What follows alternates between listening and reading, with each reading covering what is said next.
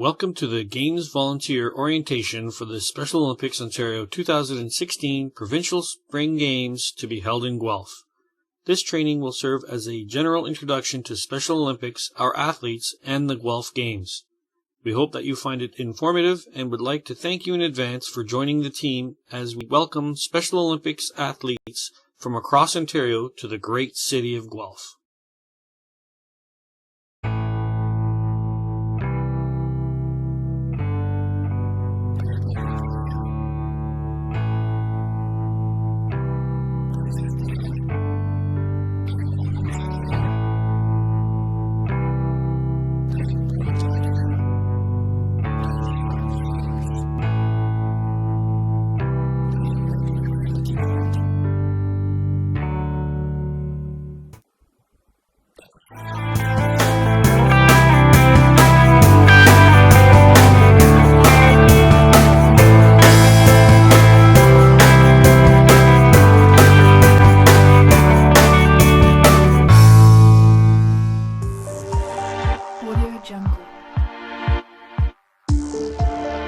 On behalf of the Guelph Police Service, I'm very pleased and proud to announce that the 2016 Special Olympics Ontario Spring Games will be hosted here in the beautiful city of Guelph.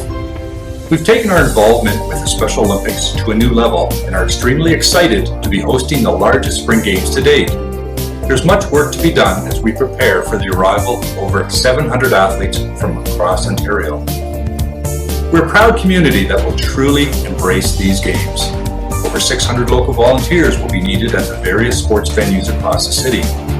I encourage you to be a part of these games, whether as a volunteer, donor, or spectator.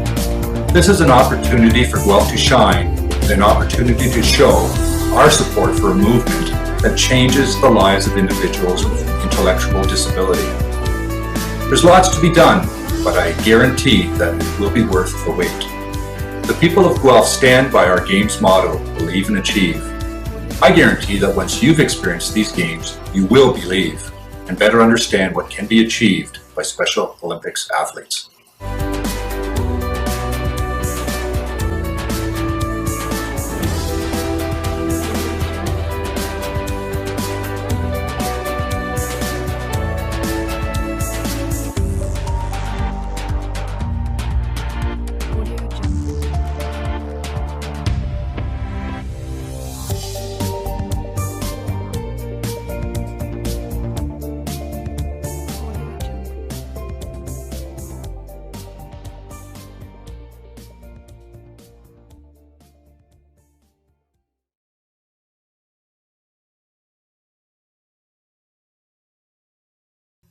In this training course, you will learn the basic information and history of Special Olympics Ontario, how to appropriately interact with athletes, and what your expectations are as a volunteer for the upcoming Spring Games.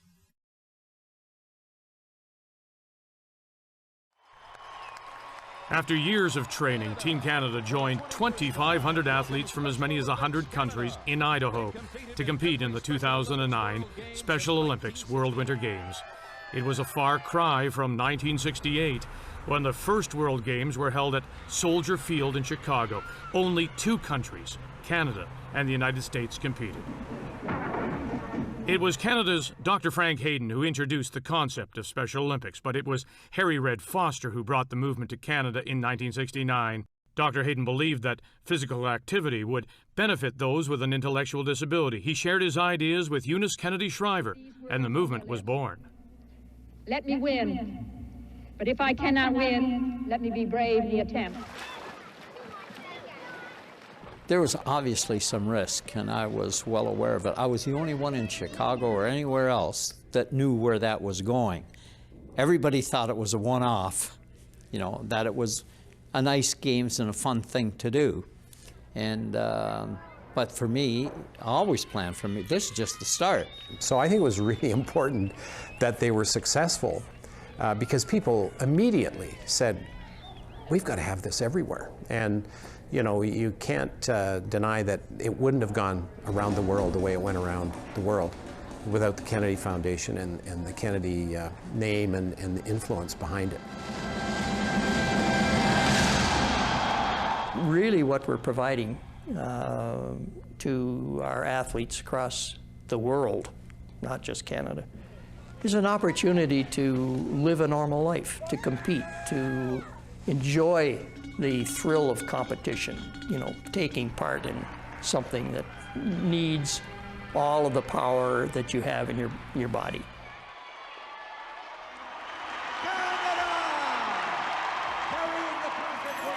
If you said something that surprised me, that maybe surprised me more than anything at those World Games, I'll tell you, because incredible that a young mother like that would walk into a public place and announce, look, I've got a Down syndrome child, and I'm so proud I'm going to be putting him in the Special Olympics eventually.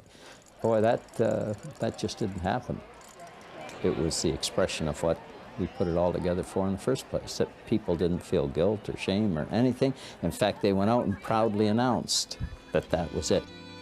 It isn't to make and accentuate the difference, it's to integrate and make them part of family and then part of the community, part of society.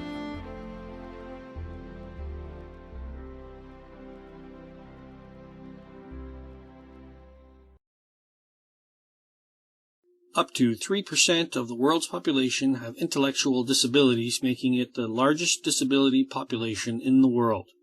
To be eligible to take part in these games, an individual must have an intellectual disability. An intellectual disability is characterized by significant limitations in both intellectual functioning and in adaptive behavior, which covers many everyday social and practical skills. Special Olympics promotes opportunities to develop physical fitness, demonstrate courage, experience joy, and develop skills and friendships with their families, other athletes, and the community.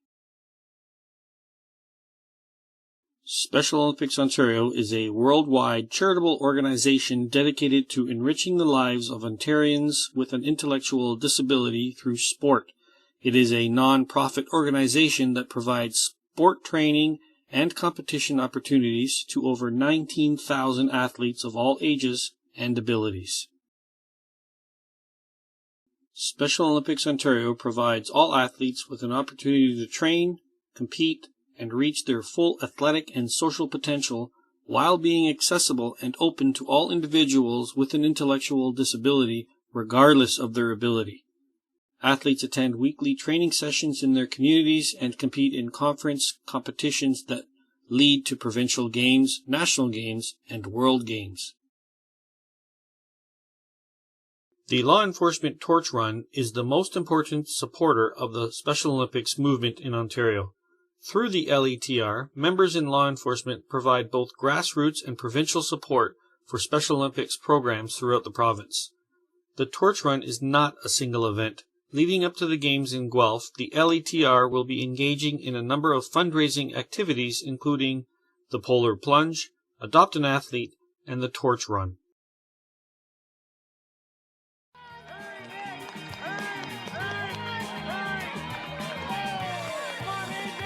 More than a flame, it's a beacon of hope. The Law Enforcement Torch Run for Special Olympics is the movement's largest grassroots fundraiser and is an important element in raising public awareness. The Torch Run is an actual event. Officers, members of the public, run through communities, carrying the flame of hope to the opening ceremonies of local Special Olympics competitions and major games. But the Torch Run is more than just a run. It encompasses a variety of fundraising efforts, including T-shirt and merchandise sales, polar bear plunges, tip-a-cop sessions, and mall tolls, as well as events that provide local, provincial, and national appeal. It is key in spreading the word about Special Olympics. In Ontario, the Torch Run has become a signature partner in all aspects of development, from individual agencies hosting provincial games to officers and agencies creating events and partnerships that have been significant in expanding the funding movement at every level. Through Torch Run activities, the Ontario Association of Chiefs of Police has designated Special Olympics as their charity of choice. At the core of this amazing partnership is the Special Olympics message, the undeniable desire to create equality and opportunity for people living with an intellectual disability. Sport is an essential instrument in doing this, because it increases physical aptitude, cognitive capacity, self-confidence, and most importantly, self-expression. I just want to say that Special Olympics has helped me become something I've always wanted to be, a good athlete. And I'm just hoping I'm setting a good example for all soon-to-be athletes out there. And in first place, Mark Botticella, 7:55. Did you ever think 15 years ago you'd be standing here watching your son compete and represent his province? Absolutely not. No, this is...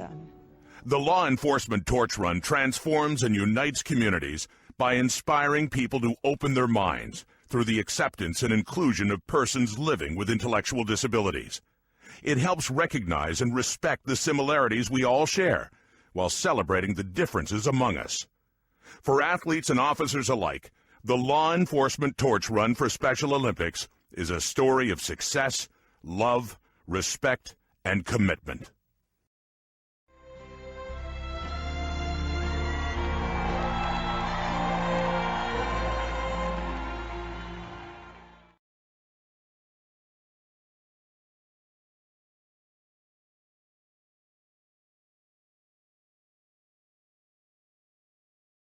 In this year's upcoming 2016 Spring Games, Guelph will be the host city of over 900 athletes and coaches and numerous families and supporters.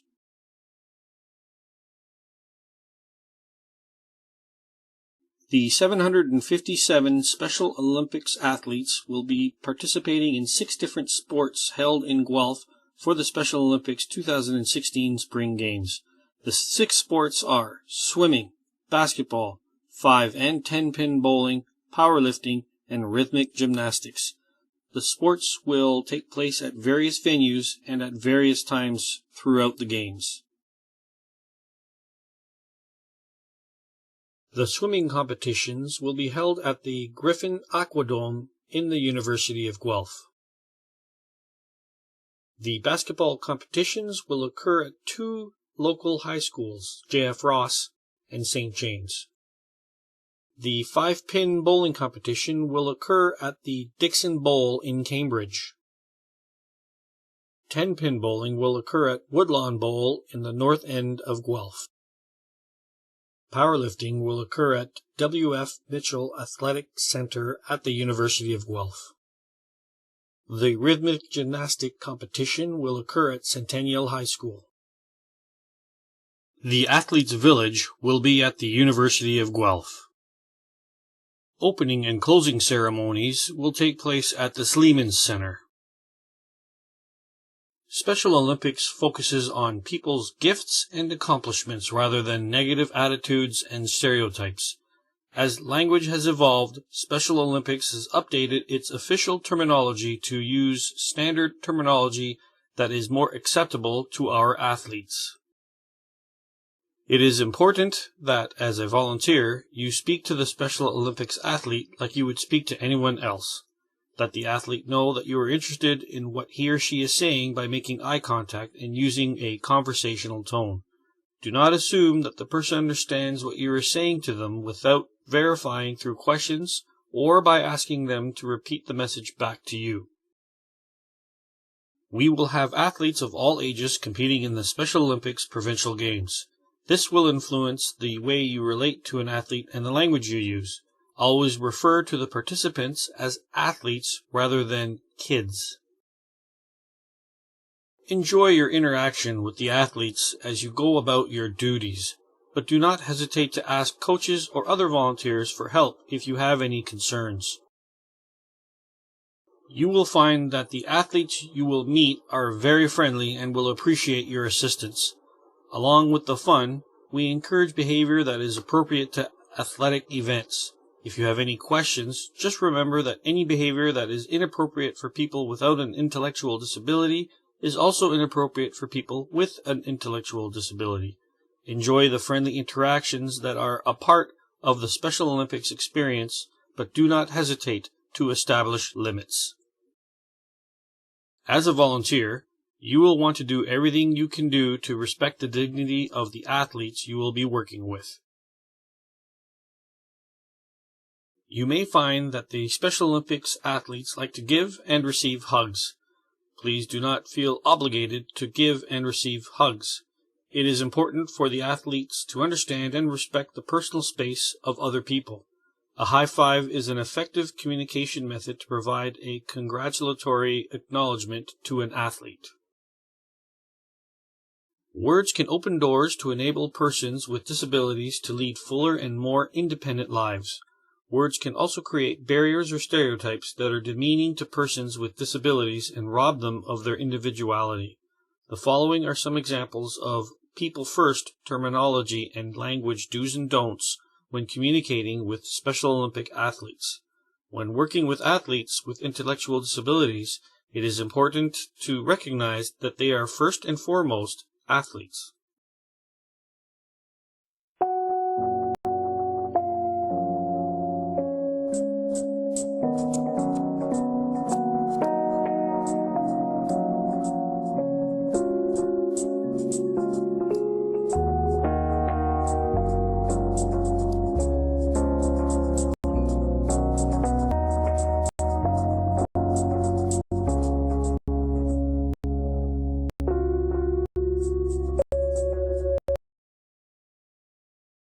Always remember to use people-first language. Do use the following preferred language. Quote, a person with an intellectual disability. Quote, John Public, who has an intellectual disability. Note that the reference to the person is followed by the disabling disorder. Do refer to participants in the Special Olympics as athletes. In no case should the word athlete appear in quotation marks. Do not use the word kids when referring to Special Olympics athletes. Do not use the adjective unfortunate when describing persons with an intellectual disability. Do not sensationalize the accomplishments of people with a disability. While these accomplishments should be recognized and applauded, excessive emphasis on achievement can cause a negative impact on the individual. That is, repeatedly telling the athlete how great they are. Do not use the word retard or retarded when describing persons with an intellectual disability. It's not acceptable to call me a nigger. It's not acceptable to call me a spick. To call me a chink. To call me a fag. It's not acceptable to call me a kike. And it's not acceptable to call me a retard or call yourself or your friends retarded when they do something foolish. The R word is the same as every minority slur. Treat it that way and don't use it. Spread the word to end the word. As a volunteer, you will be making a contribution at the highest level, which is making a difference in somebody else's life. You will learn new skills, meet new people, and share projects and talents. In this section, you will learn more about the Games Management Team, the types of volunteers at Games, and the expectations and code of conduct for volunteers. There are over 600 volunteer jobs that need to be covered. If you did not receive your first choice, our hope is that you will do the job you were given to the best of your ability. As a volunteer, you may be keeping time or helping to marshal athletes, assisting with logistics, supporting spectators and families, or providing directions and support. There are numerous volunteer opportunities within the Games, and role-specific training will be provided closer to the Games. As a volunteer, it is expected that you arrive 15 minutes before your shift, check into the volunteer registration area, be prepared to offer excellent customer service to athletes, coaches, and spectators. Volunteers are required to be dressed appropriately and prepared for the job you have been assigned to. Come with your volunteer shirt and accreditation tags. Please remember that all media inquiries should be directed to a GMT, Games Management Team, member.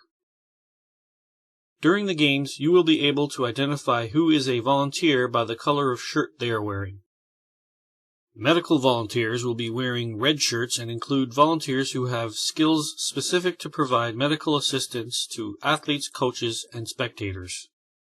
Dressed in bright green shirts, security volunteers are responsible for security of the athletes, coaches, and spectators. They will be stationed throughout all venues.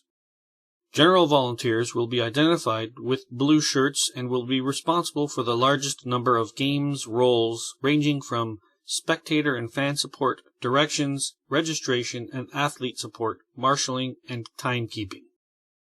Anyone wearing a blue golf shirt are members of the games management team and are responsible for the leadership and organization of the games. Everyone attending the games will be given an accreditation tag. Your accreditation will determine your level of access to the games venues. As such, it is important that the tags be worn at all times, whether you are an athlete, coach, spectator, sports official, volunteer, or GMT member. Emergency action plans will be different depending on which job you were assigned to. They will be discussed and taught at your volunteer orientation night. The date of this orientation night will be decided at a later time. The Code of Conduct is designed to assist each volunteer and coach in abiding by the mission and philosophy of Special Olympics Ontario. A copy of the Coach Volunteer Code of Conduct can be found as an attachment at the conclusion of this training. The following actions are considered a breach of the Special Olympics Ontario Code of Conduct. Volunteers exhibiting these actions will be asked to leave the games. Any illegal conduct. Refusal to respect the standard rules of acceptable behavior in competition, practice, or operation of Special Olympics Ontario. Actions which interfere with the enjoyment of Special Olympics Ontario programs by other participants. Any action or behavior which may bring discredit to Special Olympics Ontario. What's next? After completing this training, you will be required to make sure that you complete the following steps. 1. If you have not already done so, please complete your police records check and provide it to the Games office. 2. Please make sure you attend one of the in-person training sessions. The location of this training has yet to be determined. Attendance at one of the in-person sessions is mandatory. You will be able to register for the in-person orientation session online when dates and locations have been determined. After completing your training for the Games, you may be asking how you can find out more about Special Olympics or become more involved in the movement. Here are a few helpful suggestions. For more information about the Special Olympics movement in Ontario, visit us at the Special Olympics Ontario Provincial website at www.specialolympicsontario.com. For more information about the Games in Guelph, including schedule, results, media, and live updates, visit the Guelph Games website at www.specialolympics2016games.com. Follow us on social media and get the most up-to-date information while participating in our social media activities online. Special Olympics Ontario and the Games will be active on Facebook, Twitter, Instagram, and Pinterest. Finally, after completing this course, you may decide that you'd like some more information or training on either Special Olympics or working with our athletes. We would encourage you to consider taking the full Special Olympics Ontario General Orientation. While this course is not required for volunteering at Provincial Games, it does provide a comprehensive and detailed introduction to Special Olympics and working with our athletes, as well as some background on further opportunities, risk management, and roles within our Provincial chapter. Further learning courses for the Special Olympics can be found on the online portal at solearn.ca or by clicking the links after completing this course. Finally, we hope that your experience with us has been a positive one, and if so, you might consider becoming a volunteer for the Special Olympics locally in the future. This role could be anything from an event volunteer to coaching a sports team. Joining is easy.